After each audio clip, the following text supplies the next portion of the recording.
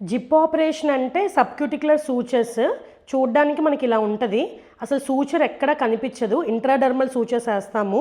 Skin నుంచి ఒక 2-3 mm depth తీసుకుని వేస్తాము.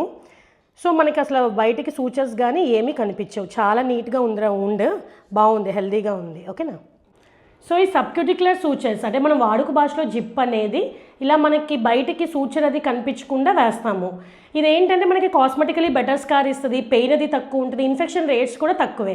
నేను ఫస్ట్ సర్జరీ అప్పుడు మేడం నాకు జిప్ ఆపరేషన్ చేయకండి, కుట్లు వేయండి మ్యాట్రస్ అంది. ఎందుకురా అంటే ఇలా జిప్ వేస్తే ఇన్ఫెక్షన్ వచ్చేస్తేమో మేడం, కుట్లు లోపల ఉండిపోతాయి కదా, నెక్స్ట్ కుట్లు సరిగ్గా మానవంటున్నారు, ఇంకోటి ఏమందంటే పొట్ట వచ్చేస్తుంది మేడం జిప్ ఆపరేషన్ వాళ్ళకి. ఇవన్నీ అపోహలే, నమ్మద్దు.